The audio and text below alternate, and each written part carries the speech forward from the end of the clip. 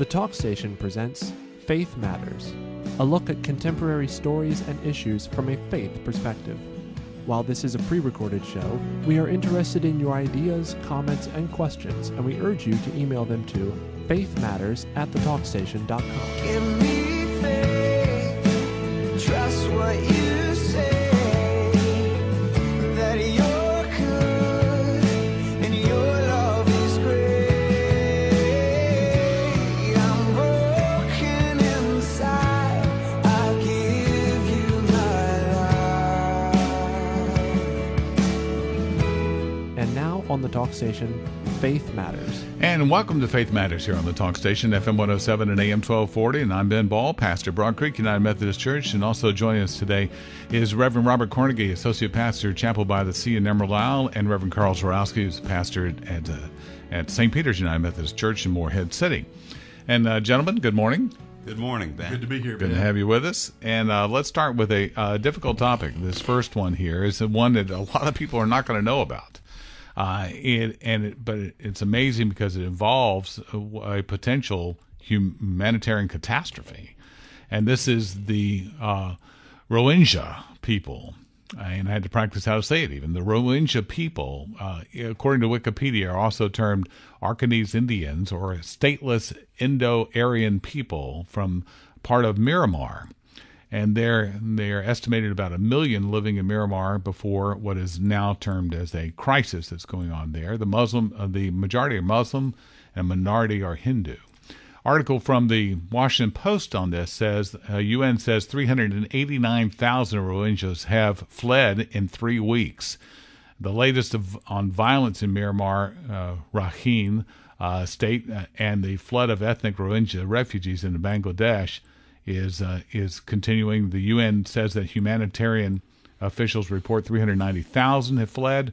A UN spokesperson says that on Thursday, 10,000 people reportedly crossed the border in 24 hours, combined with the Rohingyas who fled during the last round of violence in the Rakhine state. Last October, it's estimated some 40% of the total Rohingya population now have fled into Bangladesh. Again, this is something that most of us have probably never heard of before, and until you maybe see a headline. I can't recall a single mainstream news article on this until you get to this Washington Post article, but anything on television, never seen it. But it involves hundreds and hundreds of thousands of people on the move. Amnesty International says it's turned up evidence of an orchestrated campaign of systematic burnings by Myanmar security forces targeting dozens of Rohingya villages over the last 3 weeks. Robert, this is ethnic cleansing.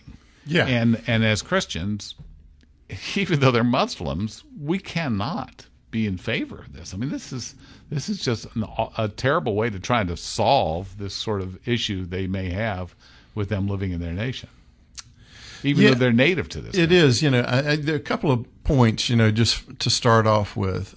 This article that when you sent it to us was the first time I have heard of this crisis. Mm-hmm.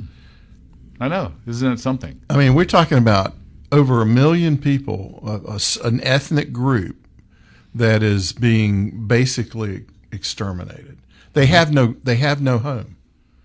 Their historic land that for generations have lived on, the military regime of Myanmar has basically said, you don't belong here. You're actually immigrants from one of the neighboring countries, and we want you off. We want you gone. They have no representation in any kind of government format. No. And there is a leader, a woman, Muslim, who is trying to bring democracy, in quotes, I have to air quote democracy, against this military regime that has this grip on that country. And they've basically kicked out it's a tough place to go to. I mean, I'm pretty sure that, and I should have talked to the folks over at Cape Carteret Baptist, because they've had a medical ministry in Myanmar for a while. And I'm pretty sure John LaPierre, Right. had gone there several times. He's been in that country, so it's been a tough place to serve, and so it's just been, nobody's known about it, and now it's starting to get a little light shine, but it's almost too late. I mean, there's so many that have left. Well, and they're burning villages. I mean, they are executing people there too. Now they're saying that these are responsible for terrorist acts in Myanmar, but there's been very little evidence of it. There was an incident where 12 military personnel that the military says were killed by a group that was trying to defend against the atrocities that are going on. It's hard to get information on this, and the sources aren't that reliable. I mean, obviously, the major media outlets haven't been keeping up with this. Here's part of this article, kind of goes through a day of the different news releases out of there. It says the Rohingya insurgent group, whose August 25th attacks on police posts triggered weeks of violence and retaliation by Myanmar's military, is denying any links with the Islamic jihadists or transnational terrorist groups, and says it does not want them involved in its conflict. But this is exactly what does happen, is that when you have a group like this that's disaffected, you're going to have other folks who, other groups that even they may share their Muslim faith, but they don't share their inclination towards statehood, and now they'll come in and be the vacuum. I mean, we saw this in the Arab Spring, Right. Where groups that had peaceful intentions and good intentions were replaced by those who did not. And so this could happen here as these refugees stream over into Bangladesh. You could have jihadists replacing them. Correct. And I think that's the danger that we should all look at as well. And again, it's a refugee movement that the UN has been following, but even there, not much has been said. Mm-hmm. So as Christians, we look at, a lot of Christians may say, well, let them fight that out. That's not our battle. What do you think? Well, we'd be in a lot of trouble if Jesus had taken that attitude toward us. Because as sinners, we were certainly outsiders to the family. Okay, but he did what he could to save us. Reading this article, what struck me was the religious balance in that country. There aren't a lot of Muslims in that country. There's a whole lot of Buddhists in that country. There's a handful of Hindus, and I think maybe 6% of the population is Christian. But obviously, what it seems to me is that if you're not Buddhist, you're not welcome. And I have to wonder if how much of that fighting here and this wanting to exclude them is because their faith is just different. Yeah, well, how many battles and wars have ever been fought over differences in religious faith? Well, and in the U.S., we've also kind of anglicized Buddhism. We don't look at it as the way they do there. Correct. Right. Mm-hmm. Well, exactly, and that's the point, isn't it? That to the Buddhist, this world is illusion. Mm-hmm. So where to the Christian, this is real. And so we actually, in our teachings, we value human life is sacred. Mm-hmm. It's a gift from God. And even though and God is no respecter of persons, he doesn't pick sides in these things. We're getting ready to have a debate up at East Carolina. It's called, was Jesus a racist? Is the question. And we're going to go through that and talk about it because of the what's going on campuses right now. And you kind of have to go back to that original point. He was Jewish, and he went to the Jews first. And he didn't go, and there was this big battle in the church in the beginning whether they were going to reach out, if you had to become a Jew before you could become a Christian. All of that was going on. So, but what we learn, of course, is that Jesus was not a racist. God is not a racist. There's only one race. It's called the human race. And these little divisions we do, I heard a football player say it the other day. He said, it's not about skin, it's all about sin. Yeah. Think about that. That's where the problem comes in. So what's the solution? I mean, we can raise awareness and do good works and try to help these people and all of that. But what is the real problem in these situations? It's not about skin. It's all about sin. And the only hope is through Christ. So that's what we need to be doing. I mean, we do the two hands, right? Right. We do the mercy ministries. We help the poor, but we also bring the truth and live it out. You know, the British have responded and sent for some of the care of refugees, has sent some money to them, and that's the only thing I've noticed in the literature about that. So I don't know if there are any other American groups or even Christian groups that are reaching out and trying to help out with any of those refugees.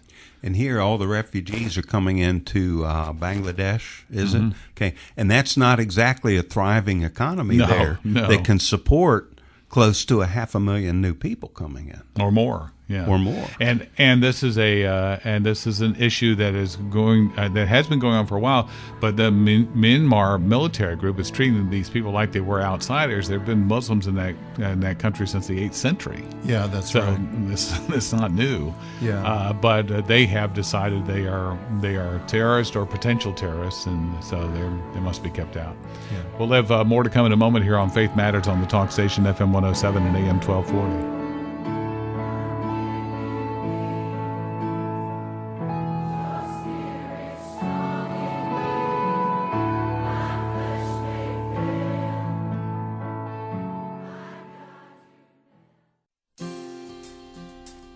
And welcome back to Faith Matters here on the Talk Station, FM 107 and AM 1240. And I'm Ben Ball, along with Reverend Robert Cornegy and Reverend Carl Zarowski, as we talk about another topic, and certainly in the news, as many of you are listening to this morning.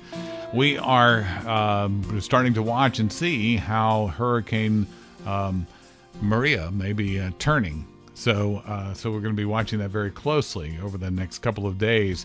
But let's turn to an article that is in a something that's called The Conversation. It's a series of articles that come out frequently, actually, that are based in various academic settings and bringing up controversial topics, and a variety of people, obviously chime in on this one. This is written by Matthew Schmaltz, who's the associate professor of religion at the College of the Holy Cross.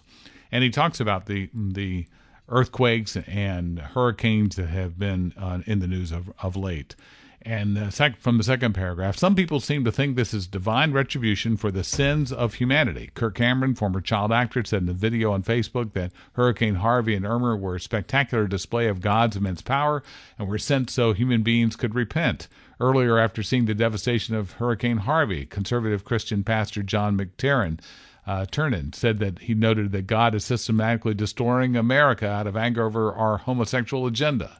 Others disagreed over the reasons for God's anger, but not necessarily with the assumption that God could be wrathful. Jennifer Lawrence suggested that Irma was Mother Nature's wrath and rage and wrath at America for electing Donald Trump. It is true that many religious traditions, including Judaism and Christianity, have seen natural disasters as divine punishment. But as a scholar of religion, I would argue that things aren't that simple. Okay, then he'll go through some notable ones, like the Genesis flood or some other things there too. But Robert, certainly you've heard people say, I know you watch it on Facebook, people are talking about this. Where's God? Why is God doing this to us? Yeah, that's right. We get that they just kind of miss the point, quite frankly. That the reason what is the reason this stuff is happening in the first place? What was the catalyst for this world that seems to have just kind of gone a little off from where it began? Because we know in the beginning, according to the Bible, according to Genesis, when God created the world, at every day, every step, it was good. It's all good. It was good. Yeah. It was very good. So we know he created a good world. Right. that didn't have this kind of stuff in it. But something happened that made it change. And that's where a lot of people have a problem, because they don't, number one, they think this is just a fairy tale and they, a myth, and they just don't believe that the way the world operates now is different than the way it was when it was created, that we live, the impact of the rebellion of man against God, what we call sin, the separation, was so complete that it actually distorted creation. Mm-hmm. That it has distorted creation. So, and creation's been broken ever since. Ever since. It wasn't before. And one day we're told that it's all going to get fixed. Restoring it is part of God's greater plan. As he has Consummation redeemed. of In history. fact, it says in the Bible that creation waits eagerly for the redemption of man, who was the cause of the problem in the first place. It's groaning. It's groaning. Yes. That's exactly right. So this is part of the groaning. So, all right, number one, it's a consequence. God's intention was not for this to happen. It happened. So there's a difference between the permissive will of God and the perfect will of God. The perfect will of God was that this stuff wouldn't have happened. The permissive will of God is because God gave mankind free will, gave man the ability to choose good or to not choose good. And that's where the problem came in. So, all right, it goes back to that. So if you understand it that way, then you understand that actually these things that are happening are, it talks a lot about in the Bible about signs and wonders that Jesus came. He verified who he was through signs and wonders. Well, for in that context, it kind of makes sense that these things are signs and wonders. They're kind of warnings that the world is actually deteriorating. It's getting worse. It's not staying the way it was. And so these are just the consequences of man's rebellion, of man's sin. So now whether God actually brings a flood, I mean, we know the Noahic flood had a purpose. What was the purpose? Start over. Yeah, to purify, Right. to start again. What's a miracle? What is a miracle? When someone gets healed and there's no medical reason to you can see Yeah. for that healing to have taken place, what is that?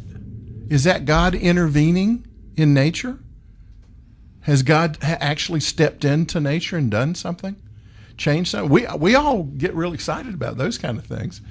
But when we think about God stepping in and intervening on the other side of it, Well, let's look it's not as right. popular a concept. Right. Well, let's take it from the broader picture. Then, if this is this God's retribution for sin, for the original sin or continuing sin? Is that still where we are? That creation is going to remain broken as long as we remain sinners.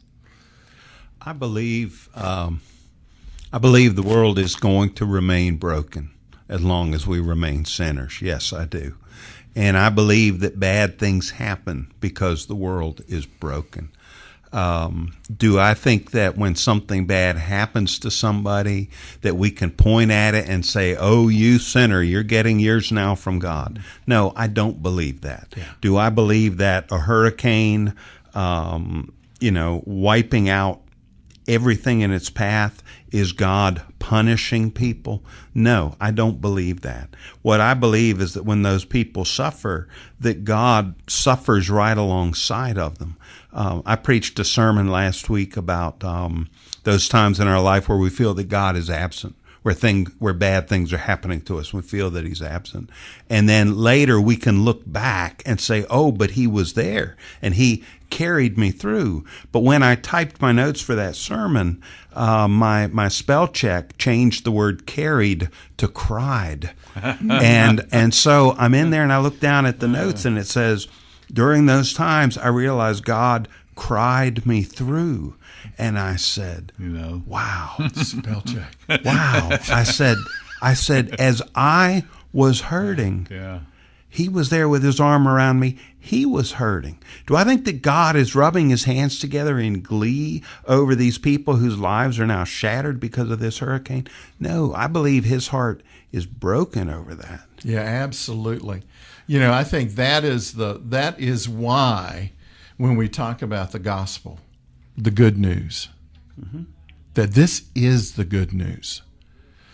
I mean, literally, we just mentioned it, that 80% of the aid that's going into the hurricane restoration from Harvey and from Irma is coming from the church.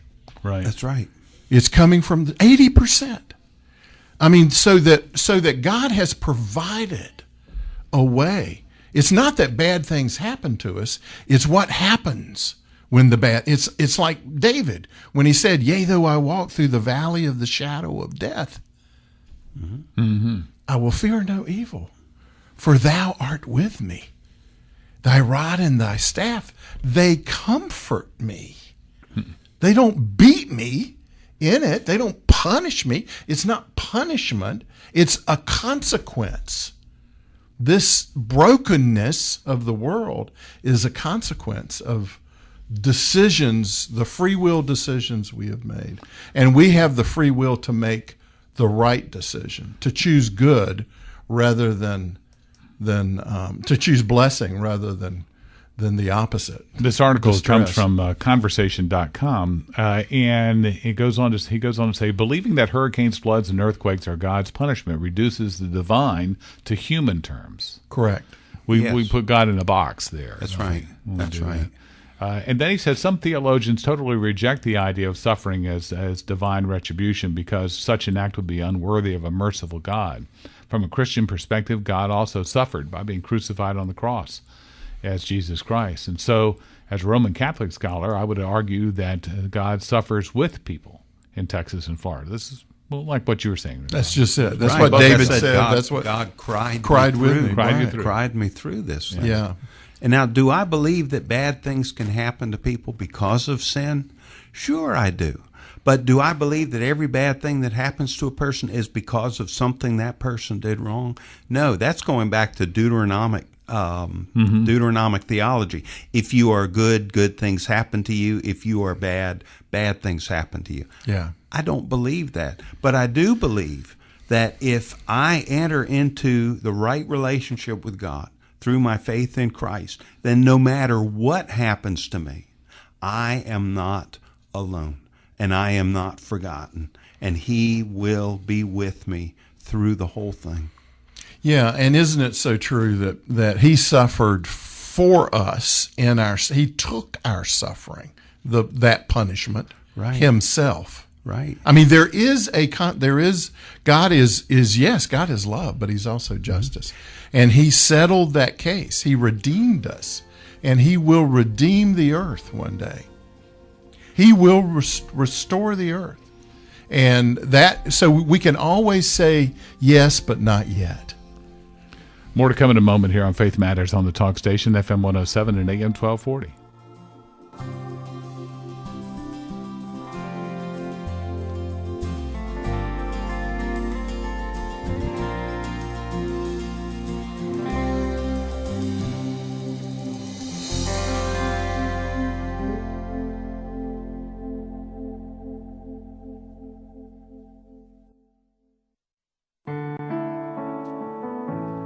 Hey, welcome back to Faith Matters here on the Talk Station. I'm Ben Ball, along with Reverend Carl Zarowski and Reverend Robert Cornegy, and we're talking about an issue that certainly is in the news a lot today, and it is about immigration. This is from The Stream, and John Zmirak, and he's writing a column that this is entitled, I don't know if he wrote the title, but it was called A Christian Speaks Calmly on Immigration. The opening paragraph says, it's rare to find calm, thoughtful Christian commentary on immigration these days. The problem starts at the top. Too many religious leaders replace moral guidance with moralism. That's the stance where you solve all the problems entailed in a complex question by choosing the answer in advance. You present it as an unconditional demand and say it comes from God. Then it's easy to tar people who object to your plan. when people point out the practical problems you've ignored, you've got an answer. Claim that they are being coldly utilitarian by daring to think through the likely outcome. Never mind that considering the justice of likely consequences is key to moral virtue and prudence. Let me just start there with this opening paragraph. And Carl, I know because you've talked before about proof texting, and that's kind of what he's saying that some Christian leaders even do on immigration. They choose their answer in advance and look for That's the right. scripture. We already know what our stand is.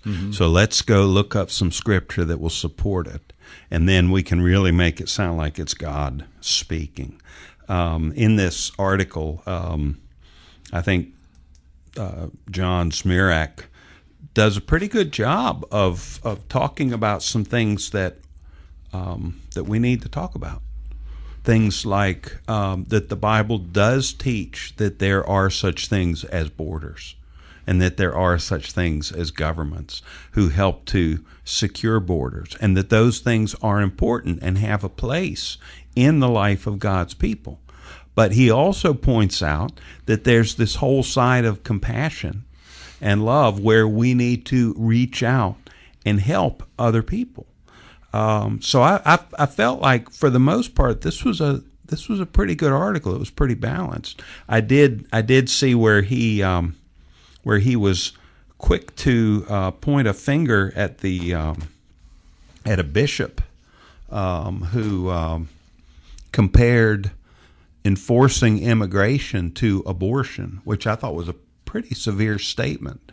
And so I did a little bit of research and found that what the bishop, his name was Daniel Flores, he said that he considered supporting the sending of an adult or child back to a place where he or she is marked for death is a formal cooperation with an intrinsic evil, not unlike driving someone to an abortion clinic.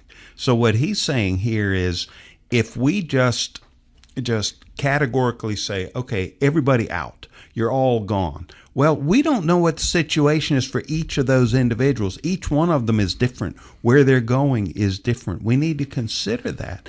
And if we don't consider what they may face when they go back, then we're basically giving in to whatever evil is there. Think about the first story we talked about today with the things that are going on in Myanmar. Right. What if we just said, send them all back? Yeah. Are we cooperating with evil there? It's a great point. And this is something we see this happening all the time, and Jesus really tried to nip it in the bud, but he wasn't successful. It's that we tend to break up humanity into little groups. Mm-hmm. And so, and the idea, it's kind of a management strategy, right? Right. Right. So if you can get them into a group, then you can deal. Divide and conquer. You can just deal with that group, and Right. you can do some generalizations about that group that may not apply to everybody in the group, but they're in the group, so that brings them into these generalized concepts. And that's what we're seeing happen. This DACA, the Dreamers, I mean, we were just talking about this. It's anything but a homogenous group. That's right. I mean, there are all kinds of differences in this group. In from different circumstances. MS-13 to absolutely student. the choir girl singing and going to college. I mean, it's the full spectrum. But if you put them in that group, then, the way the government thinks is that one size solution fits all. Well, and also, the bigger the group you can make, the more likely it is we'll inculcate a decision that will cover everybody. Right. It's just too complicated to do it. It's too complicated. It's really to try to pull it counterintuitive. apart. Yeah. Yeah, to That's do a it great that way. point. So, yeah, we're kind of at that point right now where everybody's so frustrated because our government has just been so inactive on this thing, has let the old, I hate to use it, kick the can down the road, but and now they're saying there's no road left. We've got, it's like, that's what they're saying about North Korea. Right. There's no road left to kick this thing down. So we've got to do something now. Well, okay, we do have to do something. Absolutely. And I think it has to be a program. All right, managers, get in there. We know what the right thing to do is. That's our visionaries. And now the actionaries need to get in there and manage this thing and do the right thing in the right way. And that means breaking that big group into subgroups and really doing the background homework on these things. And Right. nobody wants to do it. They want to. Yeah, they that's want- the problem with politics. You got to have a one big plan, and that's it. And personally, that's why I think it really is to a degree, the states have to be involved in this. And every state's going to do differently. Well, that breaks- California will react Yeah. differently. Well, that breaks it into 50 groups. Yeah, exactly. Right. And then within that 50 groups, there are subgroups within that. But, California's going to deal with it differently than Texas is going to deal with it. But that's what states' rights are all about. I think another thing people aren't taking into account is that if you are in favor of some kind of immigration reform, we're not talking about kicking out every immigrant. Okay, there's a difference between somebody who is here legally and somebody who is here illegally.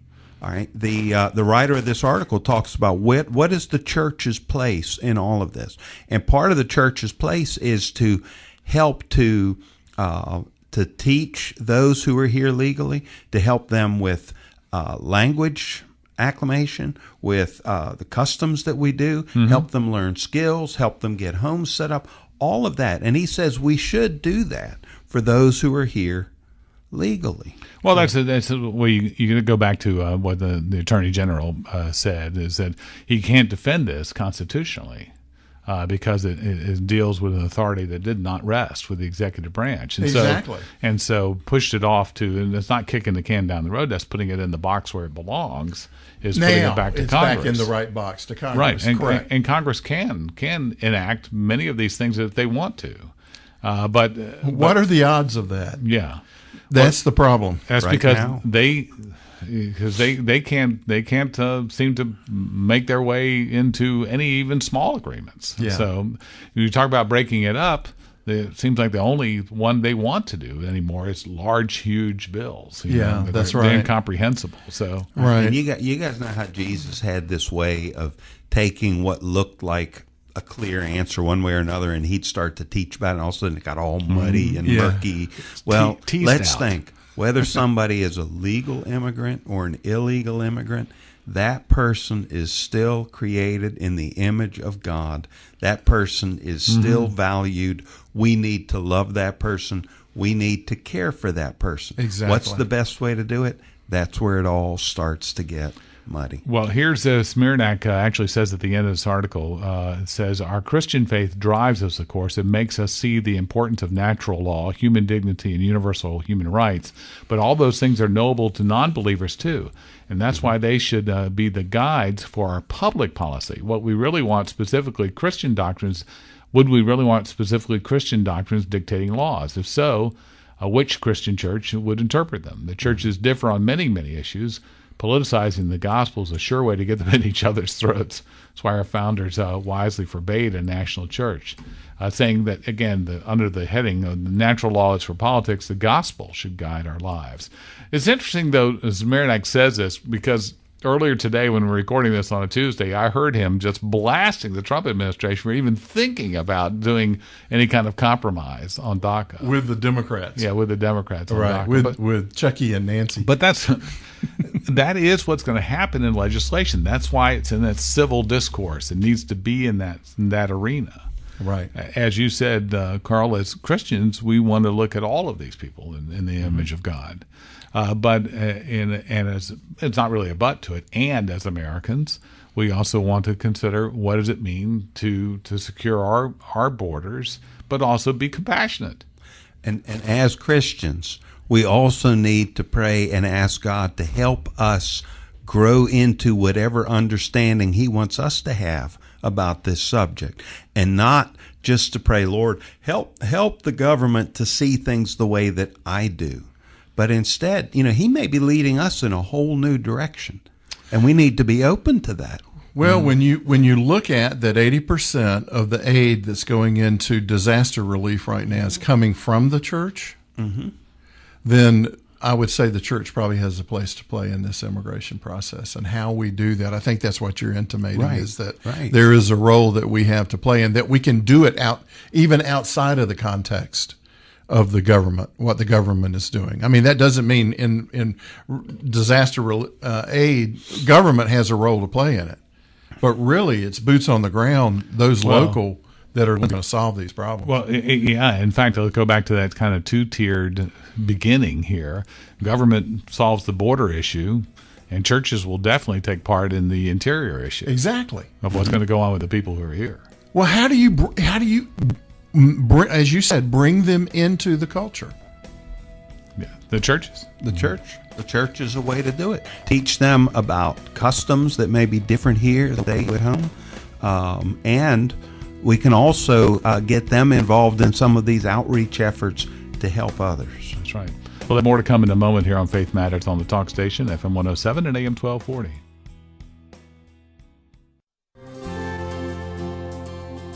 And welcome back to Faith Matters here. I hope you didn't leave. And here we are on Faith Matters on this Sunday morning. Good to have you with us here, and I'm Ben Ball along with Reverend Robert Cornegy and Reverend Carl Zorowski as we take a look at our last segment here today. We finally call this the Sign of the Apocalypse segment, and when we're talking about TV shows, I think that's probably pretty good title to put that under. This is from ChristianHeadlines.com. It says 10 upcoming shows Christians should know about. And I just have a feeling reading through this that there's very much are taken just from the publicity pieces from these shows. Don't you think so? Like. And without much of a critical review of that. So, but let's take a look. One is called By the Book on CBS. And what it's about is based on the best-selling book, The Year of Living Biblically by A.J. Jacobs.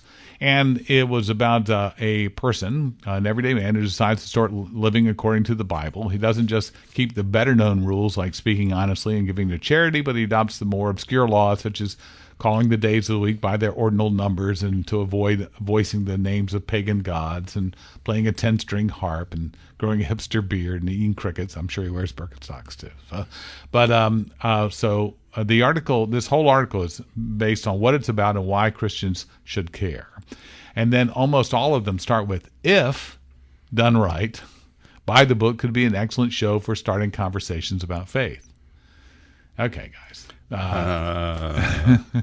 Not so sure. Not so sure. You know, I used to listen when I was a music director. I used to listen to a lot of records that came in, and starting to pick out ones. And usually about 10 seconds in, I knew whether or not it was going to be a good record or a hit. Where it was going. Yeah. So you kind of know this before the first commercial break, I think. Sure. And this Christian Headlines that put this article together, I'm glad that they did it.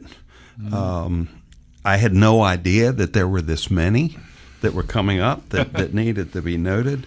But you may be reading about them for the first and last time here too. Yeah, that's right. That's right. But like the writer said that watching the lead character of By the Book wrestle with Scripture and his modern identity could be refreshing. And it's fun to laugh at the more awkward quirks of Christian culture. Okay. So, what this is doing is this is mocking the Christian faith. Well, I want to know, halfway through the season, is he going to be walking around with one eye and one hand?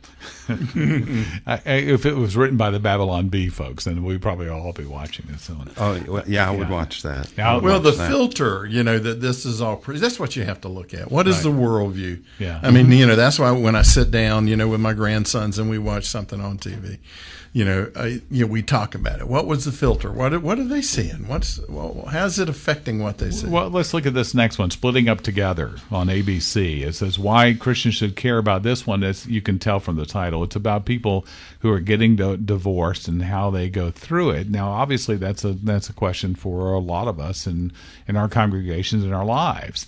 Marriage has always been an important topic for Christians, they say here, but it doesn't just challenge the prevailing ideas that divorce is a good solution to marital troubles. It also encourages viewers to take marriage seriously. Well, let's hope so. I think the jury Wait a minute, Ben. When did ABC television ever do anything that promoted a good biblical view of marriage? Yes, that's right. And I think we do have to, again, this is going to be, jury is out on all these. Kevin Probably Saves the World, coming up on ABC. It's about an oblivious and self-centered man played by Jason Ritter who encounters a spiritual entity who claims to be a messenger from God. There's a red flag right there, right, Robert? Yeah. Yeah. You're just- Yeah, there we go.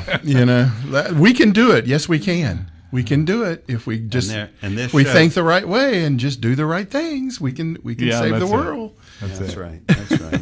And this one says that she is there to teach him that there are righteous souls who are chosen to save the world. Yeah. Okay. But it's going to be more difficult than either of them expected, and hilarity will ensue. Yeah, that's right. Hilarity will ensue. Next comes The Crossing from ABC. It's the locals of a small coastal town in Washington State are suddenly met with an influx of refugees desperately fleeing a war-torn country, but it's 150 years in the future. And then, interesting, their Christian take on this. It says, despite the absurd premise, The Crossing brings up a number of highly combustible topics that have been circling in the Christian hemisphere: the treatment of refugees, cultural divides, inherent fears of otherness, etc. Yeah. That's right. That's Yeah. going to be a common meme, I think. It's pretty much going to be those closed-minded Christians. They really talk a good line, but they don't actually live it. Now, another one called The Good Place. I've watched a couple of episodes of the first season of this, and some hilarity did ensue. I mean, like when they were talking about the reasons for sending someone to the bad place would be using Facebook as a verb. I thought that was pretty good. Yeah. That was a good line. Yeah. And again, there's a few good lines in here, but it really has some real issues, though, about ethics and faith.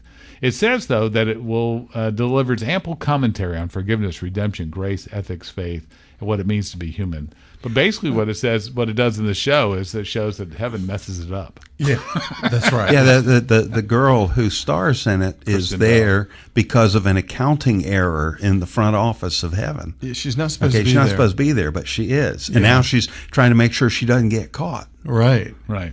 So again, it's about that God is not quite as perfect as you might think. Yeah, well, he's no fuddy-dud who just really doesn't know what's going on. I tell you, it is getting kind of tiresome of constantly getting lectured to by these open-minded folks about the perils of Christianity. Well, speaking of which, the next one you're definitely going to get a lecture to, because it's Young Sheldon. It's a spinoff from Big Bang Theory. It really does show some pretty funny scenes in the trailers that I've seen so far. But Sheldon's mother in Big Bang Theory is this cartoonish fundamentalist Christian who has theology all wrong, but it makes it sound like this is what Christians believe. I mean, and isn't that the common thing that we see on TV? Is that they want to tell us what we believe? Yeah, that's right. And there's so much danger of bad teaching through these shows. Look at this one, Good Omens, that's going to show up on Amazon. It's based on a book of the same name by Terry Pratchett and Neil Gaiman. Good Omens is a comedy about the birth of the Antichrist and the coming of the end times. And hilarity ensues. Right? Okay. Throw in some mad prophets, a couple of witch hunters, the Painted Lady of Babylon, plus the Four Horsemen, minus Pestilence, who retired after the discovery of penicillin, and the apocalypse never looked this fun. That's their promo. That's not my opinion. That's their it, promo. buddy. That's their promo piece for that. Yeah, it's got to be fun. Yeah. Yeah. I'm not even going to watch that one at all. I don't think I'm going to even try that one. Yeah, there are a couple of movies out there too. This one, The It, by Stephen King. That is just Evil. diabolical. Evil. Exactly, it is. And Mother is another one that's out there, and that's a Kabbalist perspective on creation and all of that. So it's Okay, but but they're getting religious. Yes, that's right. Material out there. Right. Yeah, well, there's one on Hulu, the cult about the cults. I think that's what it's called, maybe The Cult. Really has pseudo religious stuff to it. So now here's one though that we all grew up with is Jesus Christ Superstar. Oh my! Who didn't have the box set? I had the box set of the records, the lyrics. I knew how to play all the songs. Yeah, learned how to play them. Yeah. And I Don't Know How to Love Him still from Yeah. Yvonne Elliman. Good song on there. Lots of different ones. And actually, you know, when you went through the musical, lyrically, there was a lot of good spiritual foundation. Not necessarily written by spiritual people, but there were good spiritual foundations to a lot of it. I think we were talking about this before in the Garden of Gethsemane, the scene there that was musically presented. Now, how it's going to be as the rock opera on TV, because this is going to be presented as a live show, like they've done Correct. The Sound of Music and things like that. So it's going to be done live, obviously, with a cast playing it to it with the all the music. So I'll watch this one. I Also- will too. Yeah. I will too. Because I love the music. Down memory lane. Yeah. Yeah. Yeah, that's right. Yeah, and it'll be interesting to see if maybe I can get one or both of my kids over there to watch it too, because I'll know all the lyrics. Yes, exactly. One thing I know. But so Jesus Christ Superstar will debut Easter of 2018. Well, all right. Now, do you realize that in 2018, Easter is on the 1st of April? Oh, is it really? It is April Fool's April Day, Fool's and Day. Easter fall on the same day. And Ash Wednesday How is ironic. Ash Wednesday is on Valentine's Day. Oh my goodness. Okay. Yeah. Yeah. And then this last one, we did skip one. It was about the Magic School Bus. Right. I never watched that No, originally. I never did I either. don't know if you did, but anyway, they're bringing that back, and I'm not sure if there's any really true. I think they're stretching to kind of find that angle there for this one. But this other last one here, 13 Reasons Why, season 2, and this is about a high school girl who commits suicide but leaves behind 13 cassette tapes explaining why. This was a very troubling show.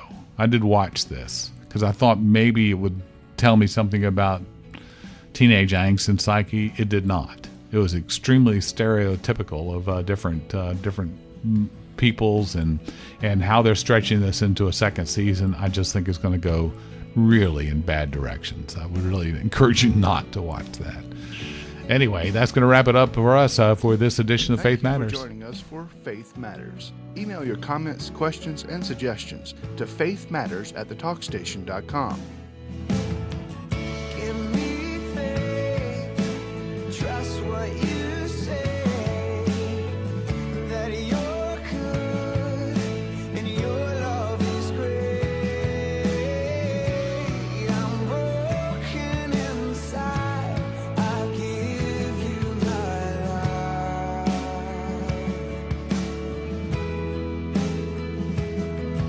Give me faith. Faith Matters is a production of The Talk Station.